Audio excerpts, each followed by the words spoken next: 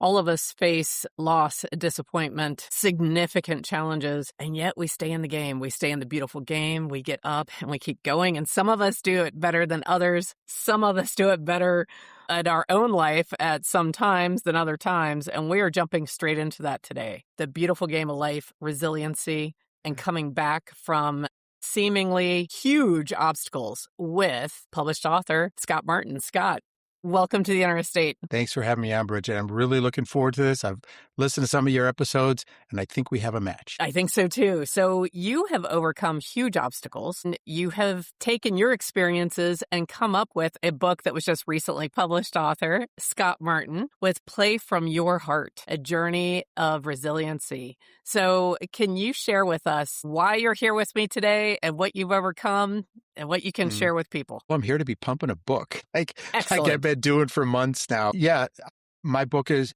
titled, again, Play from Your Heart. And it describes a guy that his professional trajectory was going upward. So that's me. Back in 1993, I was the head women's soccer coach at the University of Wisconsin at Eau Claire. And like I said, the trajectory was going forward very fast, very, very quickly. We had a nationally ranked program after my first season. I was going to be heading over to Europe with a group of college players that I selected from across the country to go play in major tournaments over there. I tended to do Europe in between my playing seasons. And on top of that, Nike asked me to come down and speak at their regional camp outside of Chicago. Great. And yeah, I mean, the only problem was, Bridget, I showed up in Adidas because that's what we wore. I didn't have a lick of Nike on me. So that brought some chuckles, and they just said, go over to the closet, get yourself whatever you want to wear.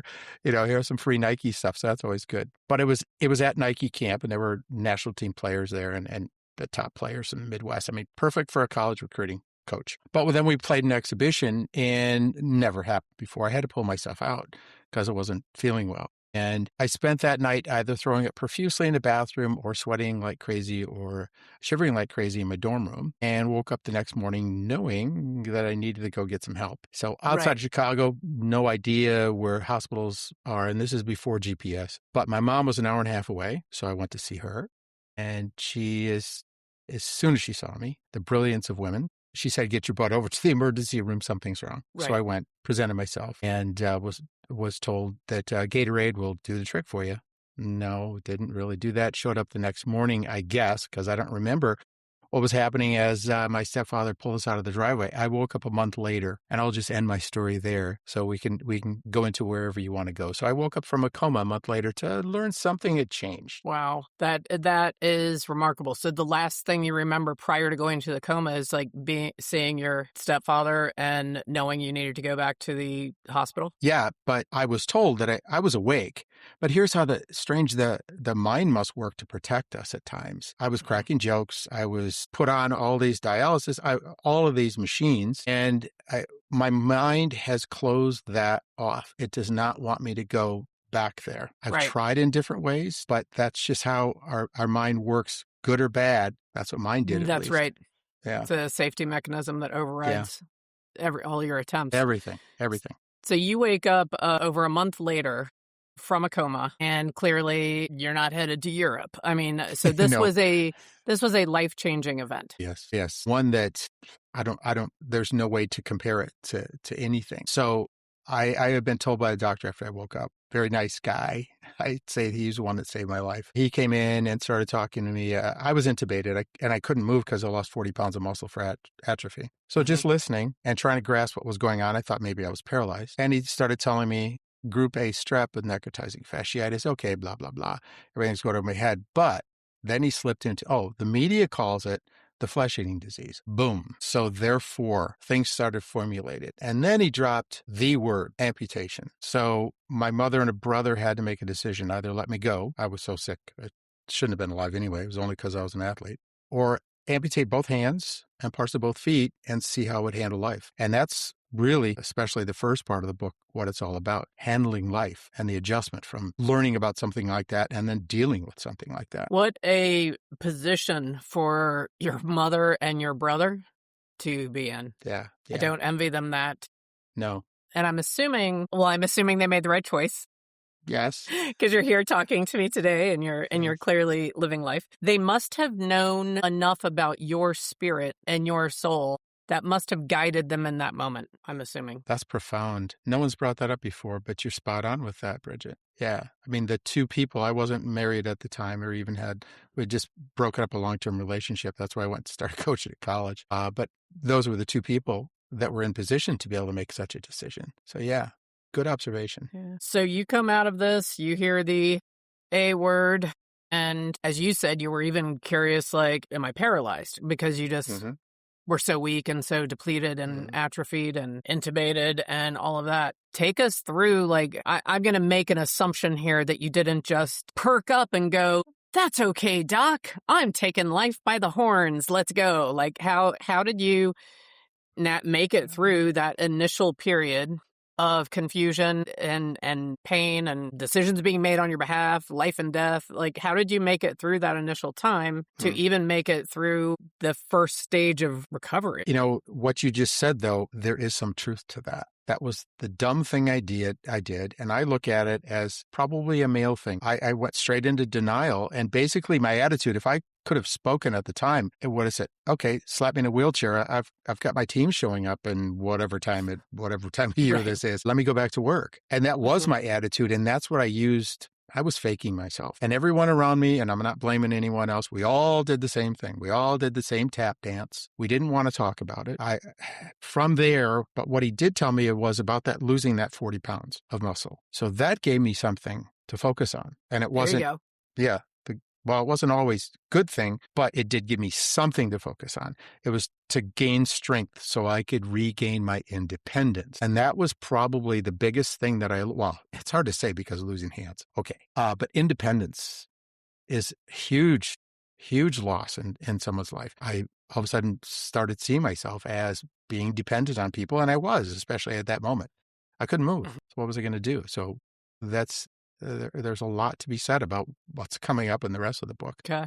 And it's just a clarifying question. So when you awoke from the coma, they had already amputated both of your hands and part of your feet? Yes, but and I bring this up a little later in the book as I'm being transferred from ICU to rehab, and I'm in an elevator, and to me, I suddenly remembered being in that elevator before with different nurses on a gurney, and I remember it as being lowered all the way to the basement, ping, and coming out and then moving into the emergency room, because I remember this for sure, that they like to play music during surgery. And for this one, they were playing Clapton's Greatest Hits. So there's an album cover you could put on the back if you got it. That's right. Yes. So I described that. Very good. Good choice. So I remember cracking a joke. And so I have always wondered, did they bring me out of the coma for the surgery? I don't know. I've never looked into that, never found that out. But again, I do remember that. I remember being in that area. Yeah. This is a very practical question. Was it a medically induced coma, or were you in a naturally occurring coma? I had wondered about that myself for some time, but then I did learn that it was medically induced, because just remembering back to how many machines were in the room, you name it. I mean, a couple of people in the family described that it was very Star Trekian. Especially the machine that was going up and down. You could tell with my breaths. And one of my friends described it as, I couldn't even find you because of all the machines that were in there. So therefore, I had to be medically induced at some point. At some point, they had to put me under in order to take care of me. Thank goodness that you live in the age where this was possible. Oh, yeah. Good point. Yeah. So and I know that you go into this, and I cannot wait to read the book. I want to walk beside you through your book, through all of these stages. Can you take us to you knew you were going to be okay? And what did that feel like? And what happened then? I really didn't reach that point until like 2018, Bridget. This was 1993 when I became sick. I really didn't get there and coming back to myself and regaining that confidence until I would probably say 2018, when I reunited with my now wife, Sue. We had been apart for 40 years, and it just so happens. Yeah. So there's another book involved in that too. Quite the story. It's all over the place with so many different things. Yeah. It was a long time. That's incredible. So that is a very long time. It is. But I attest it to her, because it could be a male thing. It could be what the hell are you supposed to do now sort of thing, then I never really settled down and settled in. I mean, for example, Bridget, I never, the only time I ever saw a psychiatrist, I saw two in rehab, and they came to do an IQ test. It was the only time. I'll put the blame on me for that, but I didn't go out and seek that sort of help. So learning through trial and plenty of error. What were you doing in those 40 years? I guess not quite 40. What were you in the? Well, pretty close. What was it, 30 something years? Yeah, since then, since 93. Yeah, we're getting up to, because I was 35 at the time. I'm 67. So I always thought, even back then, when I hit 70, as soon as I crossed 70, I will have been a quad amputee for more than half of my life. I remember thinking that even when I was in hospital. But I spent, I'm going to go ahead and capsulize this a bit and try to get to some stuff. Okay. Yeah. So 4 months in rehab, I gained my strength back. And actually in rehab, I was fitted for hooks. I did not want to do hooks. I blew through their training regimen they had. And I think it was after not even 2 weeks, I was down in the Nautilus machine because I was an athlete. I knew how to train. I knew the mindset. Right. And I definitely had the incentive to get my strength back. But one of the things, Bridget, I will say, when I sat down to first start writing, it was, okay, I'm going to be totally honest about everything because people need to be able to read, not just some BS, somebody trying to get through something, the real down and dirty, gritty, how did all of this affect me? So I share all of that. And those 4 months in rehab, I mean, I almost bled out at one point. Some of the people I met, I described. I mean, there were some great experiences. There were some traumatic experiences with being fitted with the hooks and not knowing how to use them. And my mom, who would come every evening and feed me, hated that. Loss of independence again. And we would watch Wheel of Fortune together. And I describe it during one chapter in the book about her coming and me using the hooks for the first time and how we both were not sure how to handle the situation. And here I was dropping spaghetti on my lap and doing this, and my mom reaching over to help me. And I chewed her out and said, no, I can do this myself. There was that confrontation, the issue of denial and wanting to be able to deal with it myself. So there's a lot of things in there. Heck, a psychiatrist should probably want to read that and maybe learn some things about what a person goes through during those situations. I don't know. I almost wonder if you didn't seek, like being the athlete, from what I know, I'm not a doctor, but you're right, it's probably one of the reasons that you actually made it through the ordeal. And then it probably contributed to your ability to rebuild the strength and know how to build the muscle, all of that. But I almost wonder if your ability to coach, and because you did know some of those things, I wonder if that's one of the reasons why you did not seek additional mental help or with a psychiatrist. I think there's great evidence to support your statement based on how I treated my mom at that time.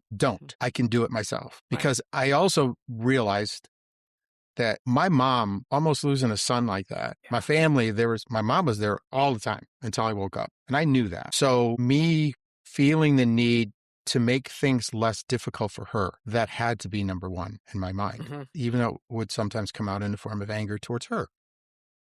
Right. You've done enough. That's probably what I want to say. You've done enough. Let me handle it from here, even though I don't know what the hell I'm doing. That's right. I'll figure this out. I'll figure it out. Yeah.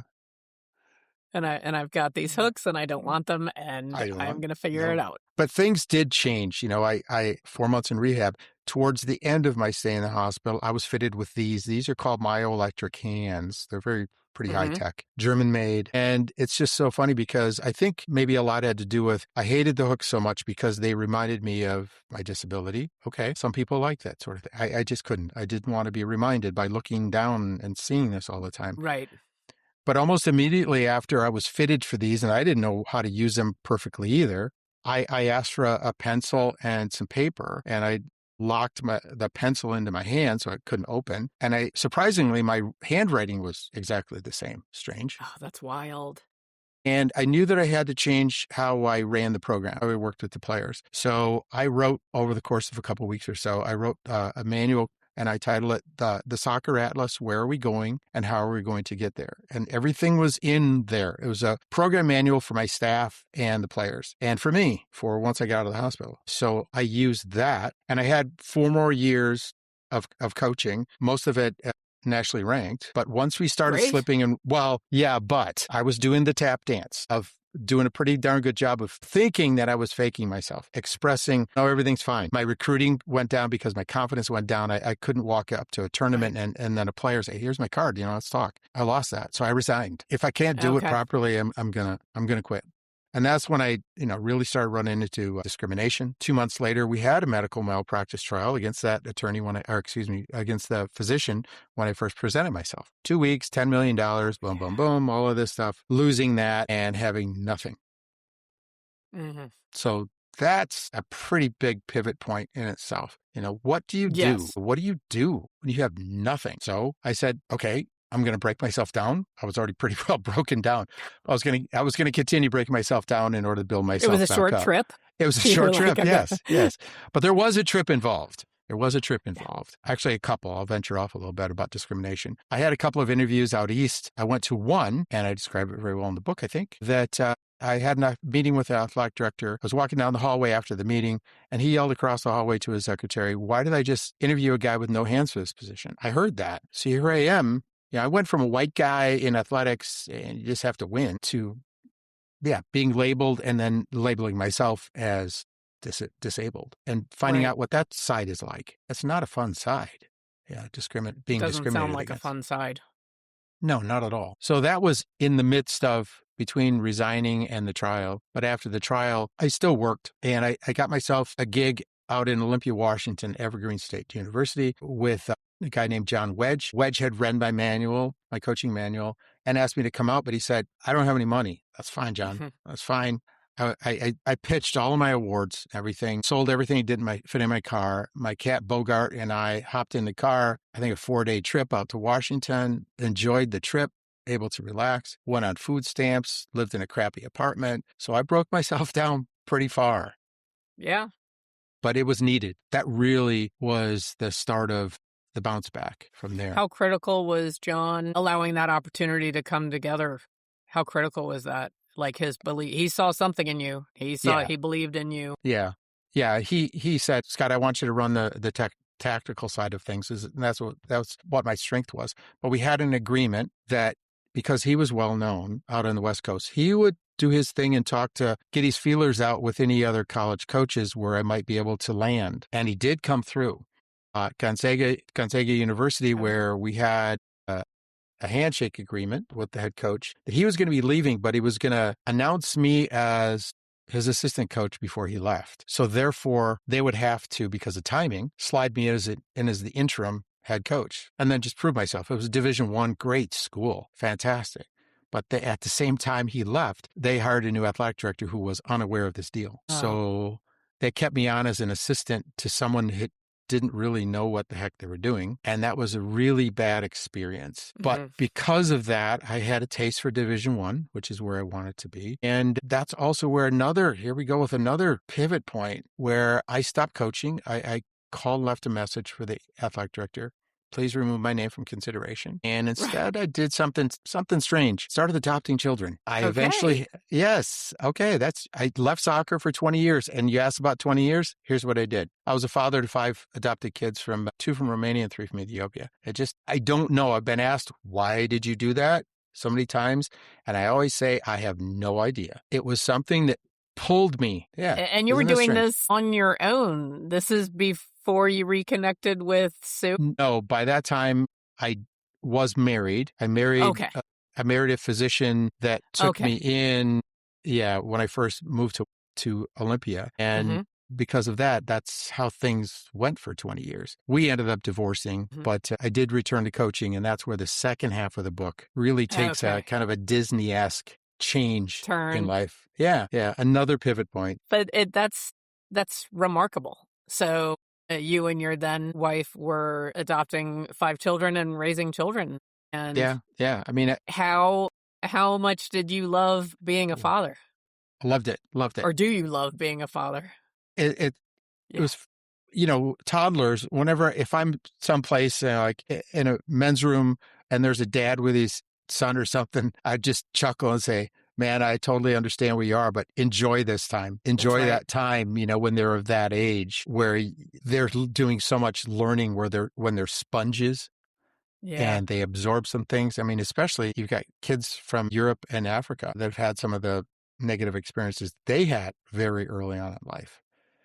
So it was giving back. I was a teacher before I was coaching soccer at the college level. So all Right. of that seemed natural to me, very natural. And just raising the kids, just being tata, which is Romanian for father. That's awesome. Yeah. That is awesome. Do you have any grandkids yet? One Excellent. of them. Okay. Yep. Very proud of her on what she's been able to overcome and become Mhm. at the same time. So yeah, cool little kid. So pivot point occurs, and that chapter, I mean, you're still a father and a grandfather, but that choice and focus shifted. How did you get back into where you are now? Okay. So did a lot of moving from place to place, and which I think was good for the kids. They had different experiences where we were living in Colorado, New Mexico, 5 years in Las Vegas, Mhm. ended up in Bellingham, Washington. And my youngest was well established in high school. A couple Mhm. were in college by then. One was in the military. And I had an opportunity to return to coaching at an expensive youth club. One of these where the parents were paying thousands of dollars for their kid to play with expectations that are tied to that, where Right. there might be some national team play or college recruitment or things like that. But here I ran into, I believe it was discrimination again, not just belly aching, folks. Because I showed up with the director of coaching. He was new, never shook my hand. And even with my resume said, all right, here's what your assignment is. You're coaching the C team of under 13s, so they're 12-year-olds. Okay, the C team is, well, it's not the A team, it's not the B team, and it was basically keep the parents happy, we need their money. That's right. I That was was going to it. say it's the team of kids being forced to usually live out some dream of the parent, and the parent has enough money to make it happen. Yeah. Very good point, Bridge. Very Yeah. good point. Yeah, and that's really what it was. But I attended the 2 tryouts, and I knew of the players that were selected on the A team and the B team, and they were bigger kids that could handle doing drills better, under pressure of doing drills because they're viewed upon. I don't like to do drills, and I look past what somebody could do in a drill. I look at how a player can play under pressure.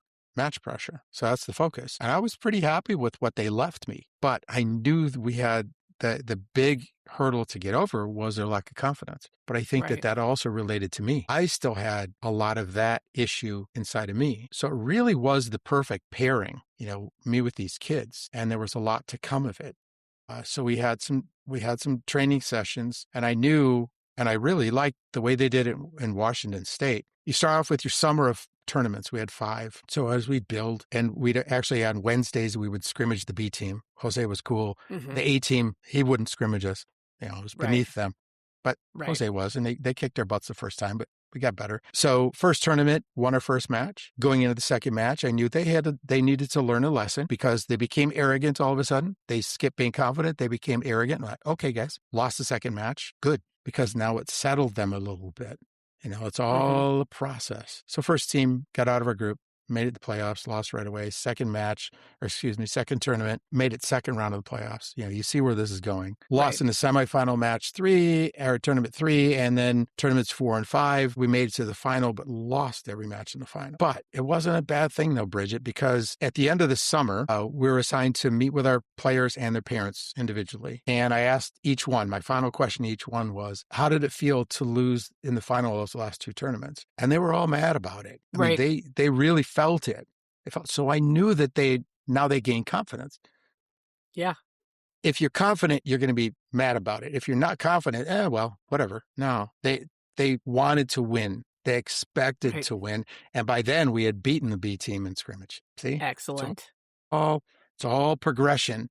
It's all about patience. And at the same time, I could probably look at myself as I was doing my own growth spurt during this Right. time, So they were ready for an 18-match state league schedule. Mhm.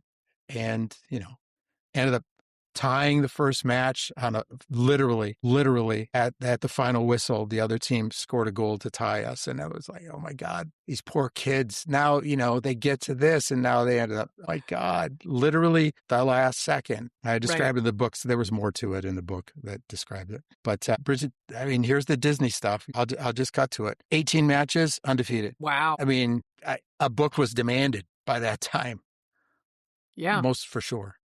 With everything they went through. And that means that those C team players, they found a connection working with you in that summer and in that season where they were doing it for themselves. Yeah, exactly. Yeah. Exactly. They finally were able to appreciate something that they could accomplish themselves. It was shortly after that, I wasn't asked to come back. Nothing was actually said to me. 8 of those kids for the next tryout, 8 of those kids advanced to the B team and 4 advanced to the A team, That's and then amazing. they didn't ask me back. So I just said, screw it. And that's when I came back to Wisconsin and Sue and I got together. So it's amazing how that stuff works. It really is amazing. I think they probably didn't ask you back. There was probably disgruntlement among the other coaches of the A team and the B team. They probably didn't like that you did as well as you did. I know that sounds crazy, and there's no way they'll know, but that's my first guess if I had to guess. Yeah, no, you can never, to try to prove discrimination against someone, all they have to say is, no, we didn't do that.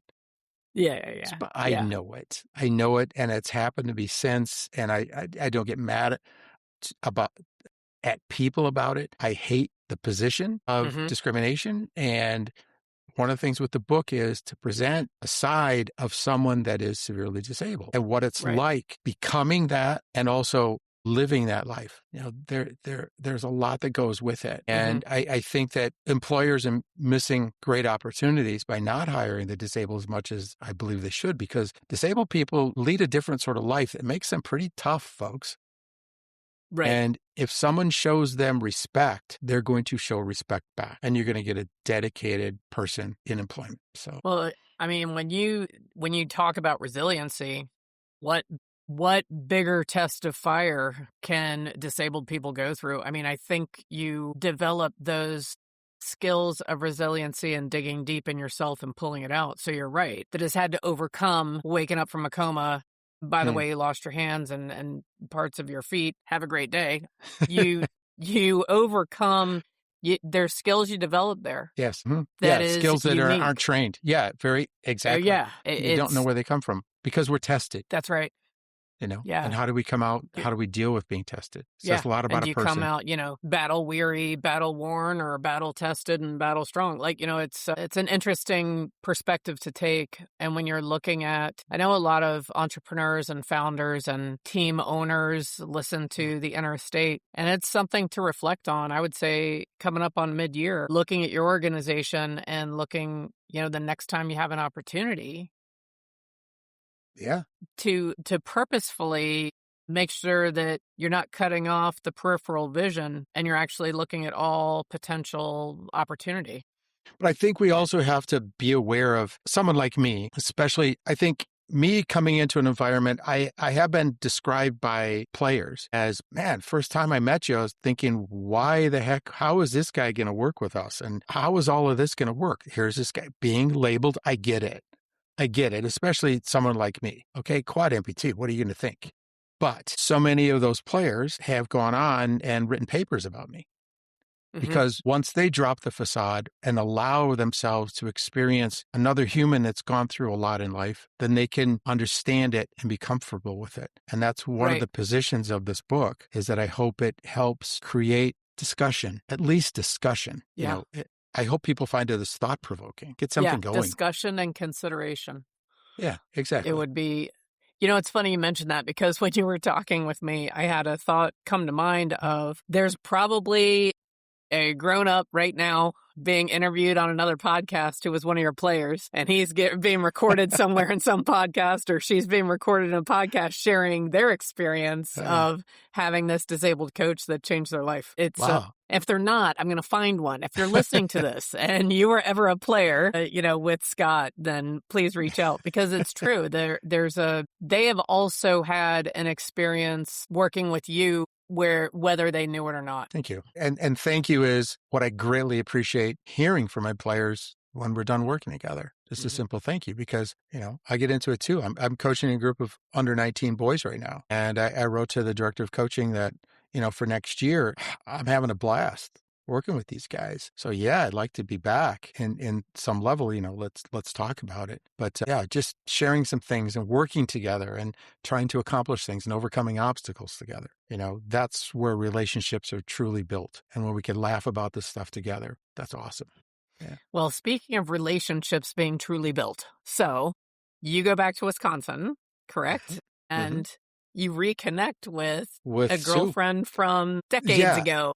All right. So I was 19. She was 17. I was a DJ at a teammate's discotheque. The family owned this big conglomeration in one area. They had a bar, and one night we all got together and said, "Hey, why don't we start a disco in here? It's huge. We could da da da." And within a few months, we had a disco. I mean, it was the spot in central Wisconsin. Nobody thinks of central Wisconsin as cool, but this was. It was a dance club. Right. And it was the night before opening, so we had a soft opening. And I remember walking in from using the restroom.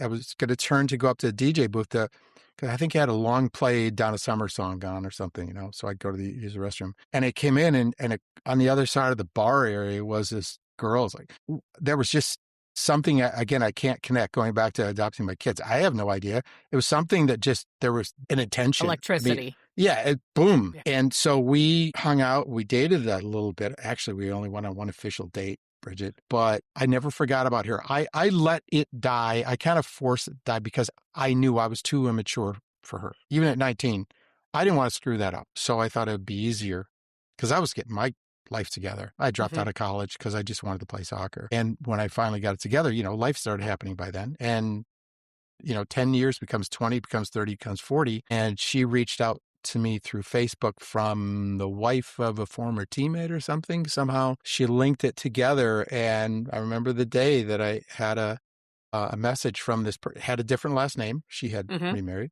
She had married. And then when I looked through her images, holy crap, my God, it's that Sue. I didn't know. So there was this, it was almost like walking into the bar again. It was just immediate. And then when we were communicating and we finally got together again, it was as if that 40 years didn't exist. That's remarkable. It's amazing, that thing about humans that's there. But of course, there are times when we've cried about the things that we missed together and we didn't accomplish together. And I've apologized to her many times for not moving forward, but she understands that I was just too much immature, wasn't ready, but am now. We're doing fine. That's awesome. So you've been together now 8 years? Yeah. Around? We've been married for over 6 now. So it's been great. Loving it. Is there any part of you that, I don't know if this is I don't want to put words in your mouth, but is there part of you that takes comfort that this love of your life is someone that knew you before everything happened? Great. Wow. You know what? It probably does, because it allows me, at least it's something that I can attach to prior illness. I don't think that that's the reason, because I don't glom onto her and just talk about the old days. Because we have so much going on now. That way. Yeah, I know you didn't. But it is interesting because I'm sure that inside me, I find solace in things and my memories of being with her back then, because those were good times. Well, I have good times now, but those were pre-illness when I could hold her hand. That's something I wish we could do now, really, but just can't.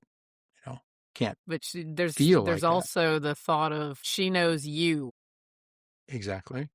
Yeah. So, because that through line of knowing you, I just think that's probably, something that is, that makes your relationship special. Yes. So it's phenomenal. She must have seen me now back then, my strength. Yes. And I think I felt, looking back, I think that guy at 19 was weak. But that guy at 19, I think, was also smart enough to know that by continuing on with her, I mean, we've talked about this, and I've been the most adamant one about it. If we had moved forward and really, if I wasn't mature enough, for example, just pointing a finger at me, or we didn't work out together, we wouldn't be here now. That's right. Yeah, you wouldn't be having this remarkable chapter now. Exactly. And I think you're right. Yeah. She has brought me, because of being with her, I won't say it's her. By being with her, I have returned to being my old cocky self. Right. We won that state championship. I moved back to Wisconsin, and 3 years later, I had another group of kids I worked with, and we won another state championship here in Wisconsin, and that's a result of, I say a lot of it has to do with her. It really does. Me returning and just not being afraid of things and talking with people and working with my players and just being myself with the players, because to me, it's built around relationship. For example, my players, and this is hard for this group especially, because they wanted to keep calling me coaches. Please, please, please don't do that. Call me Scott, so we can become natural and comfortable with each other, because I get into building relationships with you guys, because that's where your quality play will come from, is through That's relationships. Where the power is. Exactly. Right. Yeah. And them working within themselves, for us all coming together, because, it's hard to defeat a family. It is. Yeah. It's been cool. So I know, as you said, you've had multiple points you've shared today that could have been a book just on their own, right? Or a screenplay on their own. What was the moment where you said, okay, the time's right now. I'm actually putting pen to paper and I'm going to dive into Play From Your Heart? After winning that championship match, here's more drama to it. It was against a team that beat us in that last tournament final. And then they were in our league play. And it boiled down to the 18th match. Here we go with Disney again. I mean, it's the truth, folks. They were 1 point ahead of us. So in soccer, you get 3 points for a win, 1 point for a tie. Well, we were undefeated, but we had some ties. And they had lost one match to us. But it just worked out mathematically. We were 1 point behind them. So going into the final match, and it was at home for us, all they had to do was tie. And they would have won. They would have won by 1 point. And I describe it in the book. I mean, of course, it's the ending of the book, pretty much. There's a little something at the end, but it came down to that one match, and that one match we won. So, all of that stuff ties together in a nice little neat package. And I think the title Play From Your Heart covers the entire book. I had to do it. I learned how to do it again with them and then with Sue, and they learned how to play from their hearts, or play from your heart. And I think the title is perfect. And you know what, Bridget, there's not a title for another book out there with that on it. It's meant funny. to be. Yeah, isn't it? Yeah, I mean, it's such a great title. It's impactful. It says a lot. And by the way, you mentioned screenplay. Finish it, and I'm pitching it to producers as we speak. So it's amazing. Screenplays, I can't wait. Screenplays out there. Yeah, we'll see what happens. It's a different animal than trying to sell a book. Definitely a different animal, but because there's a lot more money involved, a lot more. Yes, so there is. Yeah, going to be more scrutiny. So see what we have. How did you do with writing? Like, did it flow once you started? Has it been a difficult journey? There were plenty of times when I would wake up at 2 a.m. and with a line or a paragraph or a word or something. And for me to go jot that down, it's kind of hard. There were times if it was just a word or something, I'd fire up the computer and I'd put my stylus in my mouth and I'd type an email to myself with that word in it. But if I had longer, I'd slap my arms on real quick and they'd have to warm up in order to start working. And then I would sit and type it. So there were plenty of those times where, the book is done. Nope, just had an idea. Got to have that one in there, or this or that in there. So it was cathartic. It was necessary as part of my rebirth, so to speak. But some of the ideas, some of the lines, we have music in there, by the way. It's an interactive book. And some of the songs and things would just come to me. I have no idea where they came from. But they'd wake me up as like someone knocking on my skull saying, hey, dumbass, get in there and write this down. This needs to be in the book. And when it was done, I knew it was done. I don't know that either. I just knew it was done. I mean, I'm totally comfortable with it being out there. Going through it, a couple of editors a couple of times each, that helps. Yeah. Change things up. It does. So it's been a really interesting experience. Screenplay writing is something totally different because instead of trying to tell a story, you're trying to show a story through words and direction. Right. You have to do it in a time frame. Mine's at 105 pages exactly, which means people don't know about screenwriting is that in theory, the movie is there for 105 minutes. So 1 minute per page is what the industry standard is, but it also leaves some room. You're told, don't go over 120. So it leaves some room. I want to have some music included, that it's included in the book, and in the story. And I've been told that costs money, man. That costs money. Don't list that you want certain songs in there. Let the producer decide, because they have to pitch it in order to get the money to finish the project. So, yeah. Hey, you can put your heart in there and dream big and see what happens, right? Exactly. So, it's all about see what happens. And I think that's one part of the book too, Bridget, is what the heck? This is life. Let's go try something. Let's not Yeah. worry about so much. Let's not be hurt so much by things. I just want to throw out something real quick. As I've been doing more of the marketing aspect and interviews and stuff and on podcasts like yours, it's come out as this is a positive story in negative times. I love that. I mean, we all know we're living in negative times all the Right. time. We're compounded by it, but this is a positive story in negative times is something I think leads the way. And that's how my story about promoting the book is coming through to people as more of a human Good. interest story. Yeah. Well, So, it really is. I want to ask you, because I do think you're uniquely positioned and uniquely qualified to answer this. So many people today are struggling, and they are struggling to overcome messes they've made in their life or perceived disappointments or, financial failure. So it's more a lifestyle, not life or death. So you've been in that spot where all choices were removed. You had to put all systems go towards I'm rebuilding muscle, I'm regaining independence, I'm learning how to eat with hooks. I am going to love my mom and also put her through some paces because she's the person I can and she's next to me, right? So you've been through this. You had a choice. I know that's a whole other conversation we could have. You did have a choice. Yeah. You could have not, right? But you chose to do that. But when people are facing something that is hard and difficult, but it's not life or death, it just creates a little bit of discomfort or a little bit of disappointment. And they are on the treadmill of complacency, just going on. And yet they're exhausted and they know their life could be different. Where can they even start? I've been asked similar questions to that. And what I always comes down to is cut yourself some slack. I mean, that's what that guy at 35 laying in a hospital bed that couldn't move should have done. He didn't. But maybe some people can learn from that on things I should have done and didn't, or I could have done differently or better or whatever, or met with psychiatrists sooner or whatever. And I didn't. But for example, my story could be looked upon as that. Cut yourself some slack. It takes time. But we all understand too, my timing was they wanted to get me out of hospital as quickly as possible, but there were things I had to I had to learn and become strong enough to do things in that. And the university didn't necessarily have to bring me back because I wasn't able to do the job the same way. They could have skirted around some things, but there has to be good people on the other side to accept you as well and align yourselves with those sort of people. I mean, I learned real quick who my friends truly were. Yeah. And I was able to, I didn't have to weed out many good, great people that would work with me.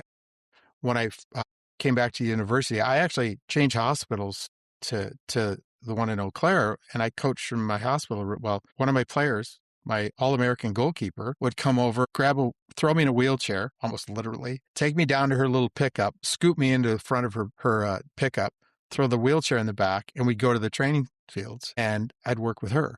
So there was someone like that. She knew it wasn't just for her, even though that year she was an All-American. She also, I thought this was so cool. Made me cry. I did some goalkeeper training as well, and she went into my apartment and knew I had a green goalkeeper top. She wore that for every match that year. Aw. Yeah. And that's the year that she was All-American. I mean, making me tear up right now. Those are the people you need with you through a journey like that. And we all go through it.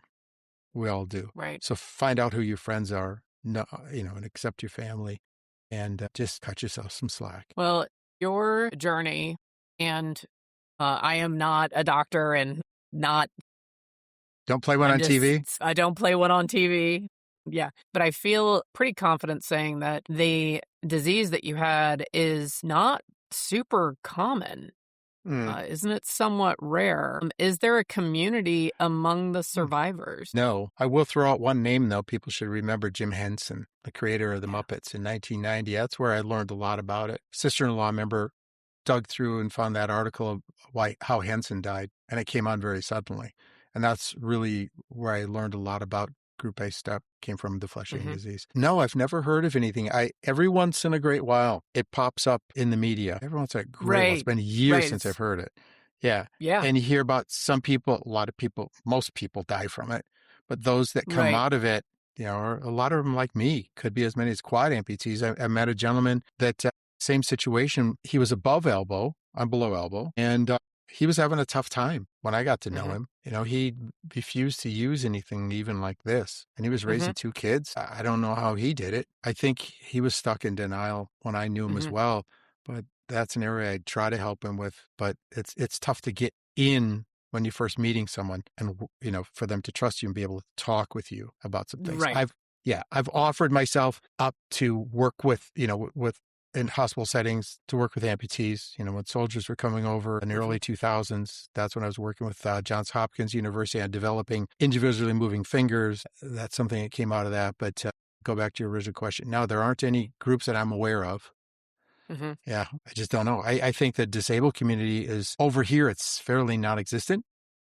Mm-hmm. Friends that I have over in Europe say that they're splintered. And I keep saying, just copy what the LGBTQ community has done. Just copy that.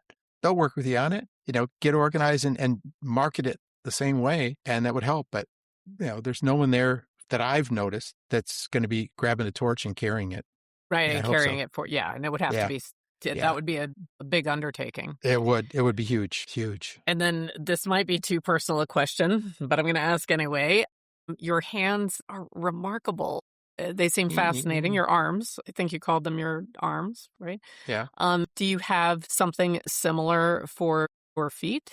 I use what's called AFOs. And in the book, there are 2 times that I describe what happens because my right foot was kind of a Frankenstein foot. There just happened to be, here goes another weird story, folks, but it's true. The day, I think it was amputation day, or somehow there was a well-known plastic surgeon out of Madison, Wisconsin, that said, hey, I've got an idea. Instead of doing a BK on this guy, a below knee amputation on his right. I think he did a 10-hour surgery or something. He took muscle from my abdomen, skin from the thigh, because I was laying on my back. They couldn't use skin from there, and totally reconstructed the right foot. But when you're talking about skin from the thigh, that's not meant to be walked on. So there were 2 times in the book that I described that I actually had to get around my little apartment on my knees because they had to do surgery to close it up. Yeah. Right. The braces I was using. But finally, and again, I describe it in the book, towards the end, someone came up with what seems to be a simple solution, that the foot does not pivot. It just works off of everything. It's mathematical on how pressure is applied and not applied to certain areas. And since 2018, I've never had that foot open again. Okay. So it's not just Sue, I don't think. Well, she has a lot to do with it. But I think it's the prosthetic or the AFO, the braces that I wear. So that's been fantastic. But I do check it every night and every morning just to make sure that a hole is not happening, because that would not be good. Yes. Well, it does not sound like that would be good. Again, no. I'm not a doctor, but I'm putting that in the would not be good category. You got that. Yep. All right. Well, I would ask what's next, but you're right in the middle of so much, with the screenplay and having the book launch literally this week, the week that we're recording this. It launched 2 days ago. Mm-hmm. But I'll ask anyway, do you have any plan beyond the screenplay and the book launch? There is What's a book next for you and Sue? There is a book ready to go based on the very ending. Okay. But, I need to get the foot squarely in the door first. My focus right now, it's juggling 3 things: our soccer season, which wraps up in a couple of weeks, the book launch, and the screenplay, and pushing on that. So I have a lot of plates in the air, balls in the air, whatever people want to describe. Hey, let me mention something, Bridget. One thing about the book I literally stumbled upon. The second time the book came back from our editors, I noticed that we intentionally included music in there. Now, copyright laws don't allow us to the electronic version, for people to click on. But I did this. I opened, and because I was reading electronically, and somebody could do it with paperback, it's also in hardcover. Open up a tab in Spotify, and anytime we find a song, for example, I Won't Back Down by Tom Petty, perfect for when I'm building myself back up and I throw away all my stuff, go plug in I Won't Back Down by Tom Petty in Spotify. Listen to the song. Right. We've got so many in there. Then come back and read. It's such a cool experience. I've never found this in a book before, where you could experience songs that are perfectly related, and in most cases were exactly what I was playing at the time. Right. It's a really cool experience. I hope people try it and like it, because it's neat. I like it. It sounds remarkable, and it's right up my alley. I absolutely love music, and I hear what I hear you saying is there's healing and therapy in music, and I believe that as well. Yep. Yeah. If you lean in on it, it can really reach into your psyche and your soul and your self-perception in a way that few other things can. Exactly. Yeah. It's human. It comes from the soul, and it's something that someone shares, and it's something for all of us to experience, So if people like blues, jazz, reggae, Motown, go read Play From Your Heart and listen to songs as they come up. I think people really like it. I think it's really, I think that's remarkable. I love that. And it is the other thing I like about songs and music is that they meant one thing to the lyricist. They meant one thing to the performer, but that one song can mean a million things to a million people. That's great. And I think it's one of the ways that it is therapeutic for us, because for each one of us, the same song, it could bring about entirely different feelings and different meaning in me than it does in you. And we can both love it. Yep, exactly. Or one of us could love it and the other would be like, I always change the station when that comes on, but it's, it's just, it's remarkable. Yeah. And so I'm intrigued and excited to hear that about your book. One thing that I am curious about. Yes, ma'am. Do you have a bucket list? And what is a bucket list item you'd be willing to share? Like, what do you want to do before you pass? Well, soccer has taken me to most every single country in Europe, especially. And Sue never traveled much out. She never went out of the country. So since we've been together, we did a bucket list thing 3 years ago. I said, okay, honey, here's what you got to experience. If we're going to Europe, if this is the only time we ever go, we did Amsterdam. We did Bruges, Belgium, which is a great stopover before we did Paris, and then London. And of course, there was some soccer involved in there. So she got to experience going to professional matches over in Europe too. So I would like to continue what she wants to do. We've talked about renting a car in London and then heading up into Ireland and coming down into Scotland and experience the British Isles by car. All the little spots, and finishing up again in London because we both just love London. So that's something I want us to accomplish together, because it's something she wants to do. It sounds great. So we can do that. Yeah. That's phenomenal. So well, and coming up, I'm going, here's one little bucket. Well, it's more from my brother, heading out to Seattle next week, and he and I are going to go to his first World Cup match. I've been before. Oh, nice. But it's going to be his. So yeah, it's going to be very special. He is extremely excited. And I've told him about outside the stadium before and after the match is where the experience is. Right. The match is one thing and we will enjoy it and understand it together, but it's outside I want you to experience. We're going to go see Bosnia and Herzegovina and Qatar, but it doesn't matter because the cultures of those countries will be outside celebrating. Right. That's what I want my brother to experience. That's phenomenal. So your brother's still with you, and is your mom? No, our mother passed some time ago before I came back to Wisconsin with Sue. So Sue never had a chance to meet my mom. And I've told her my mom would have loved you. It would have been just fantastic because they never met when we were teenagers together.